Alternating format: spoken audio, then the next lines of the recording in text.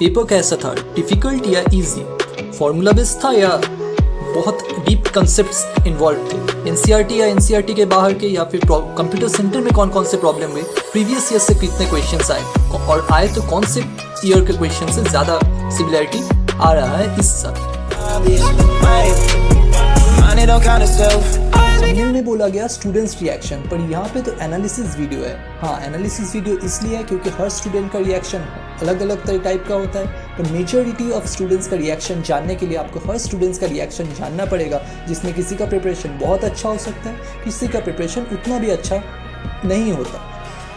इसको तो पेपर बहुत ईजी लगा, इसको तो पेपर बहुत हार्ड लगा, तो पेपर था कैसा? हर एजुकेटर का मोस्ट ऑफ द स्टूडेंट्स के रिएक्शन का एनालिसिस आपको इस वीडियो में मिलेगा, यही देख लो और स्टूडेंट्स रिएक्शन फालतू में मत देखते रहो। Hi guys, welcome back to the new video. आज था जेईई मेंस 2021 का आर्किटेक्चर का पेपर, राइट। पेपर लेवल था, जितने स्टूडेंट्स का रिएक्शन और जितने एजुकेटर्स ने पेपर एनालिसिस किया, और मैंने भी जब ऑनलाइन क्वेश्चंस देखे, जितने मेमोरी बेस्ड जितने क्वेश्चंस थे, स्टूडेंट्स सब ने बताया कि paper level was easy to moderate. अब एनसीईआरटी के बाहर का या एनसीईआरटी का, हर साल की तरह केम was completely from NCERT, so आप लोग भी NCERT के लिए केमिस्ट्री के लिए NCERT पे ही रिलाई करें, और math some questions were outside NCERT and but R.D. Sharma and physics concept driven questions were there, and plus formula based, concept plus formula based.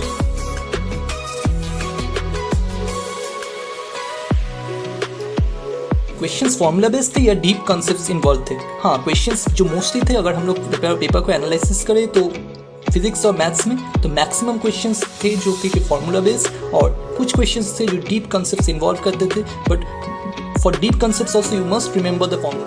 कौन कौन से प्रॉब्लम्स कंप्यूटर सेंटर में हुए? कंप्यूटर्स ने इस साल बहुत ही अच्छा साथ दिया, मुझे किसी भी ऐसे सेंटर से कोई कंप्लेन आया नहीं है अभी तक।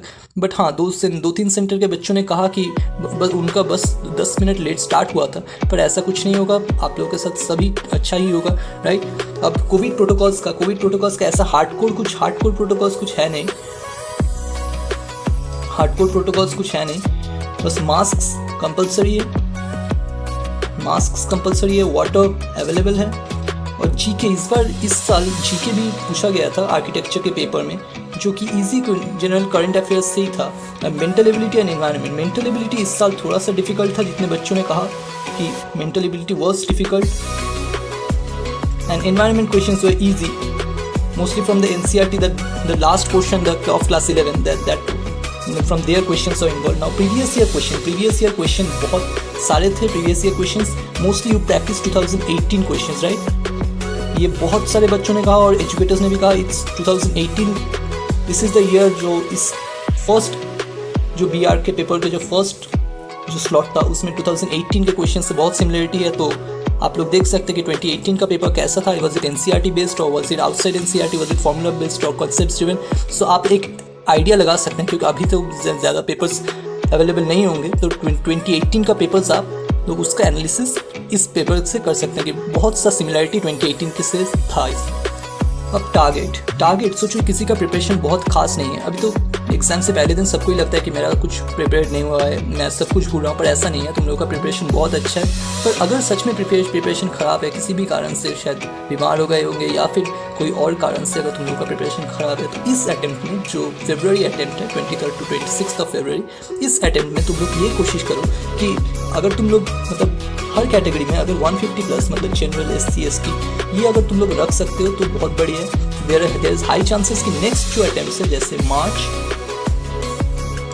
अप्रैल और मई को हम लोग छोड़ सकते हैं, क्योंकि यहाँ पे बोर्ड्स आ रहा है, तो there huge scope of improvement. अगर आप लोग 150 रखते हो तो इसमें हम लोग 170 180 ईजिली हम लोग स्कोर कर सकते हैं, और अप्रैल में शायद इसको हम लोग 210 to 220 डेफिनेटली 210 to 220 में कौन सा मार्क्स, उस मार्क्स में कितना रैंक आता है ये तो किसी भी एस्पिरेंट को बताने की ज़रूरत है नहीं, राइट।